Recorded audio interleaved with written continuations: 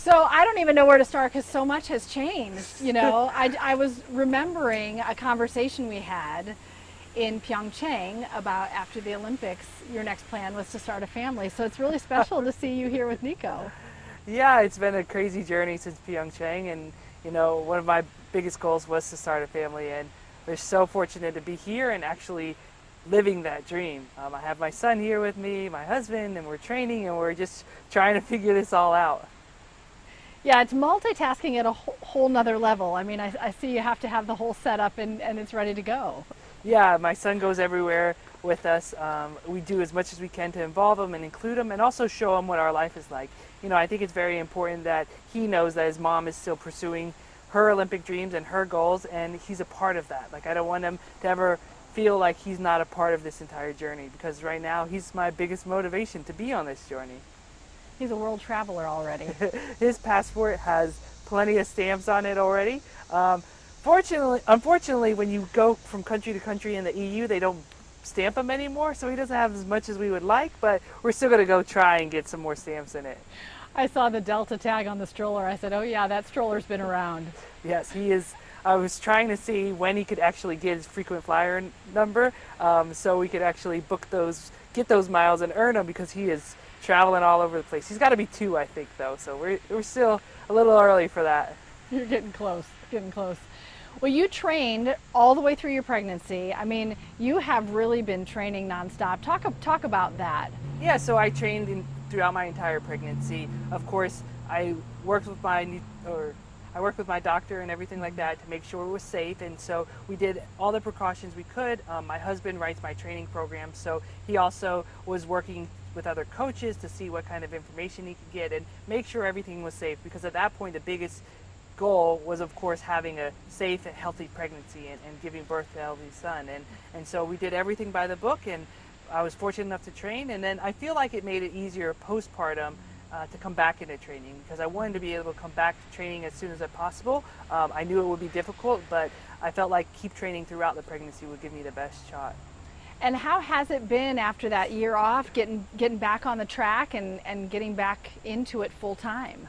So it's been an incredible journey since taking that year off and coming back into it. And I think one of the interesting things is not so much having a baby. Like when we had Nico and we were talking about starting a family, we knew what to expect. We knew there was going to be long nights, and we knew you'd be, getting barely any sleep or having random feeding schedules and these kind of things. So those were things we expected. What we didn't expect was a pandemic during all of this. So I expected to be able to take him to my parents' house and they could babysit him for a little bit, but lo and behold, COVID hits and all of that's canceled. So we had to be creative and figure out how he could be a part of my training. We put weights in a garage in order to continue our training and different things like that, and he was right there sitting next to me while I lifted and did different things. So we got a little bit creative, and we've been able to manage and make it work.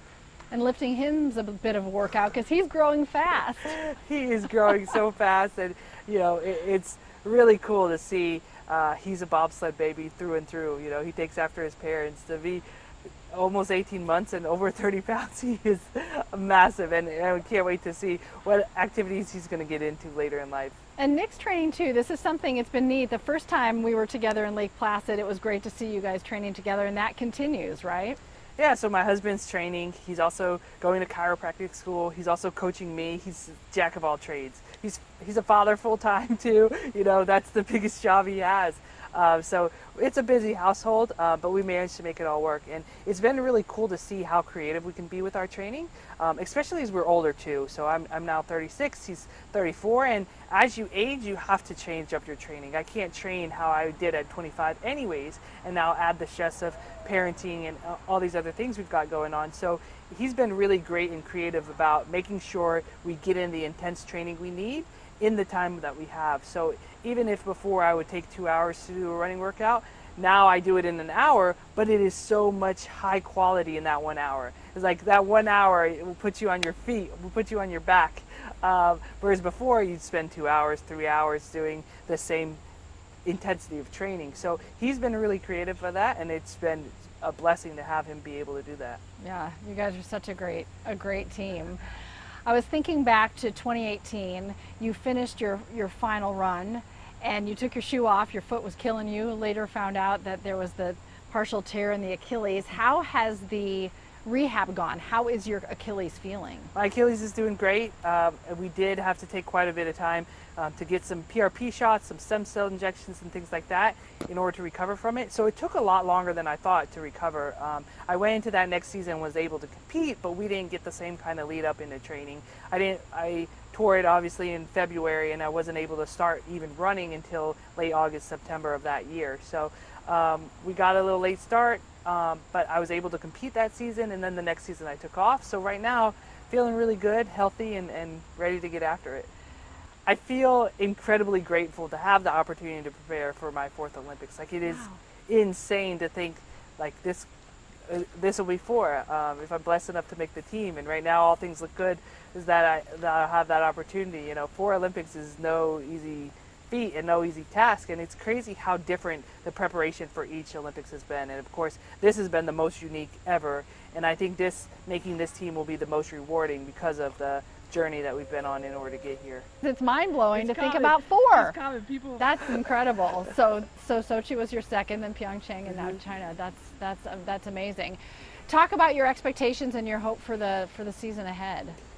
For the season ahead, we're still in a COVID season. We're still going to have different restrictions and things like that. So for me, I don't really know exactly what to expect.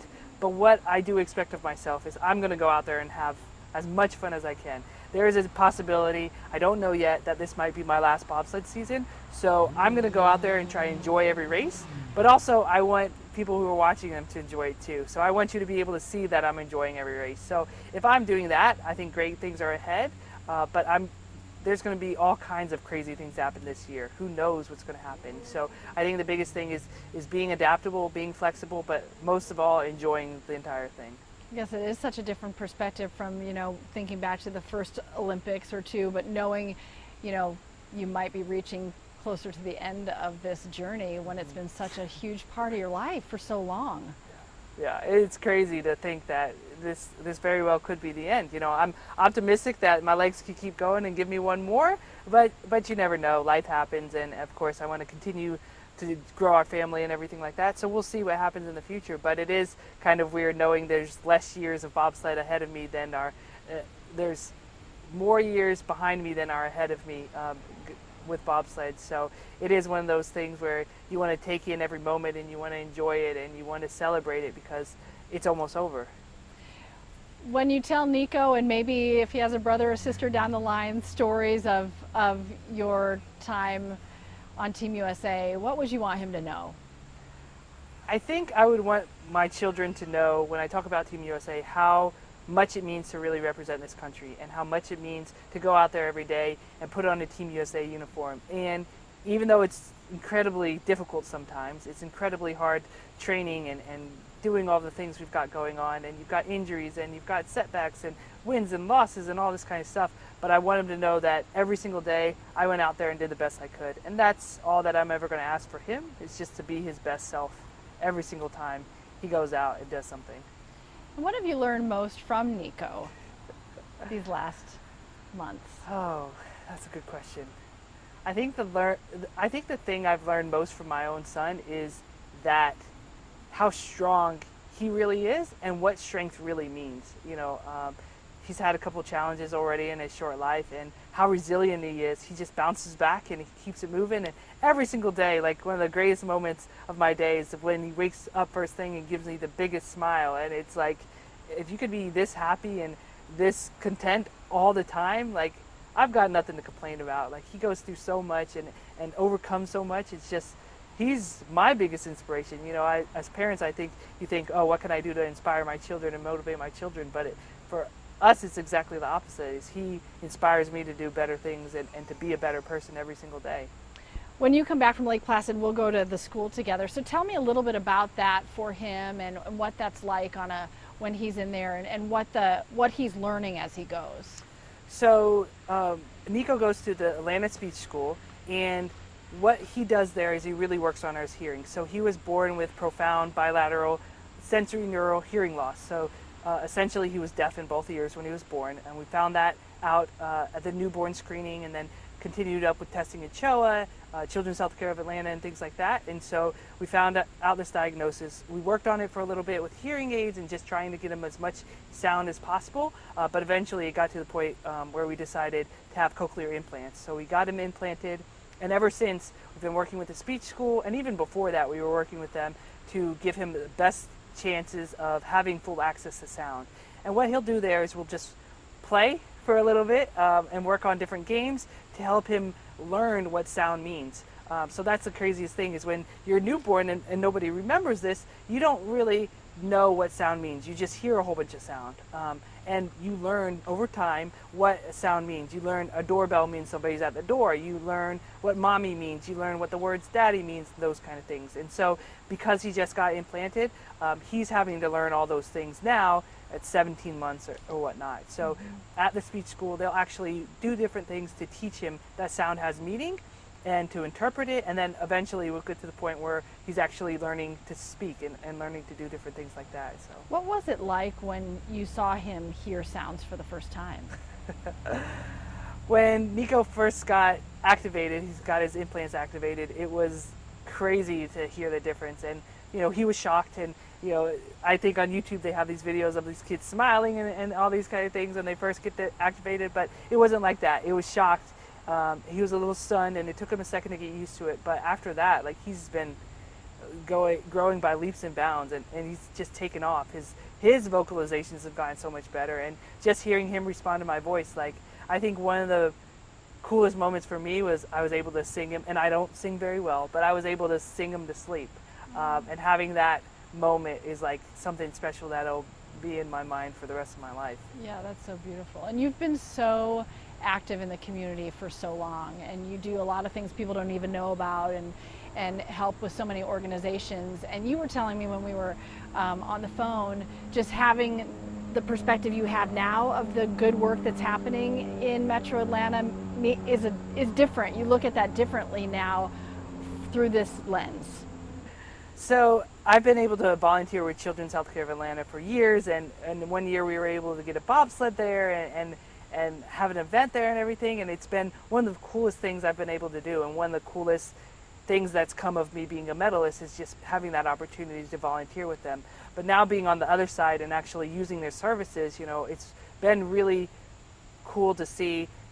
I'm sure a lot of the nurses might not recognize me or may not even been at those events, but they do treat every single one of their patients like they're their own children, and they go above and beyond to make sure that they're taken care of and that they have everything that they need. And so when we've accessed their services, when we've had these appointments and things like that, like, they've gone above and beyond to make sure all our concerns were addressed, and Nico was taken care of.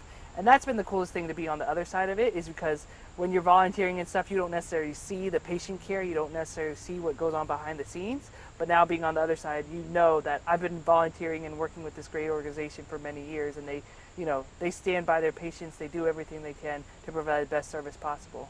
That's so cool. And then just you're hoping to get to China before the Olympics to actually see the track and those kinds of things. I mean, we're so close. Yeah, it's crazy because normally in a normal Olympic cycle, we'll get to the Olympic track a year before the games. And so every Olympics, every new site we use, they create a new bobsled track. All different curves, all different setups, different types of things like that. So normally we have the opportunity to go there, test it out, and also it helps us figure out what equipment we'll need, or if we'll need to buy equipment or anything like that. But now we're in the Olympic year already. We haven't been on the track yet, and so we're going in completely blind. So hopefully in October, we'll be able to go to the track, get a couple runs, and really try to figure out what's going to be best for that track and what's going to help us win on that track. Because right now, we have no idea. We have no idea even brakeman-wise or my teammate-wise which brakeman will work best on that track, because we haven't been on it. So to try and figure all this out in Olympic year is pretty rare. But we're going to do the best we can and realize that everybody's in the same boat. Outside of the Chinese team, of course, nobody's been on the track, and we're all just going to do the best we can to figure it out. And I ask you this every year, but I love the opportunity to educate people about the sport. So for people who aren't familiar with it, describe the speed and the sensation of going down the track. Bobsled is a crazy thrill ride. It is one of the most exciting things I get to do with my life. And so it is you're in a sled. Now we have 2-person and the monobob. So the monobob is just me in the sled. I'm driving the sled. 2-person is me and a brakeman behind me. I sit in a kind of reclined position so I can actually see. The brakemen in the back, they sit in a tuck position. They can't see anything. And basically I navigate curves up and down a track over a mile long of ice, and we go as fast as we can. No brakes the entire time. You don't have any brakes until you cross the finish line, pull the brakes, and then it's over. And it's just such an exhilarating ride. It takes a lot of skill to learn how to drive these things. We are actually driving not a steering wheel, a pulley system, but it is one of the coolest things I've ever gotten to do with my life. I remember you telling me in Lake Placid it's like jumping into a trash can and hurling yourself down a icy mountain. Yes, in the back of the sled, it feels crazy. Like, a lot of people try to describe it like a roller coaster, but it is not at all. It feels like being shoved in a metal garbage can and kicked down a rocky hill. That feeling isn't quite the same in the front because I have something to focus on, because I'm actively driving and I can see. So for me in the front, like when I'm hitting the curves and I'm really nailing it, it feels like I'm one with the sled. So it feels like I'm flying. It feels like I'm just gliding and everything feels right. So it's kind of different in the front, which is why I no longer sit in the back, because I don't want to feel that ride. Last question. I asked a lot of our Summer Olympians the same thing, but given all the world has experienced and endured over the last year, especially 18 months, what is there a greater significance for events like the Olympics that bring the world together to have a moment to take a deep breath and to see what it's like when we are kind of focused on one instead of divided? I think the Olympics and the Paralympics really give a really cool opportunity to unite everybody. It's sport. It's supposed to be fun and exciting and enjoyment. It's supposed to provide enjoyment. And when we go and we see these countries that are definitely enemies in the political sphere compete in one forum together and compete in a sportsmanlike way, I think it gives us all hope, and it shows that some things are beyond politics, and that at the end of the day we're all people just trying to achieve our goals, just trying to accomplish things, and you know, that's what the world is. The world is made up of individual people trying to live their lives, trying to do the best they can, and I think sport and the Olympics and Paralympics really has the power to unite people, and it provides such a great platform to give us inspiration and to show us hope and to show us these incredible journeys. I mean, just watching the Summer Olympics and seeing Allison Felix win her 11th medal as a mother and seeing all this, you know, I almost started crying. It's like, oh my gosh, this gives me so much hope. And I am an Olympian. I am an Olympic medalist. And so if it has the power to inspire me to do even better, like, I know it's inspiring people across the world. And to know that there's been a pandemic, that every person, no matter where you're from, or it's been this like thing that's leveled the playing field. Everyone's had to navigate the same pandemic in different ways. And so no matter what, anybody who even reaches there has gone through so much just to get to that spot. Yeah, COVID has presented some interesting and unique challenges for everybody. And it's one thing to have the athletes be able to get there and achieve there, but just knowing how much they're also carrying, just knowing how much each individual athlete's family and their friends are going through back at home, and what the actual political landscape is with COVID and everything like that, like, it's incredible what athletes have been able to achieve and what's been going on, and even incredible that there is able to have an international competition like the Olympics and the Paralympics, and all the work the Tokyo organizers have done and the volunteers. It's been completely incredible. But I think it's also very necessary at this moment, you know, in a moment where still a lot of people are on lockdown, a lot of people are sheltered in their homes, and to be able to turn on the TV and see these inspiring stories, and to see that we're able to move on in some sense. You know, in some senses we aren't yet, but in some sense we're able to move on and move forward. It is really gives a great look of hope. Yeah, I appreciate the time. Oh, likewise.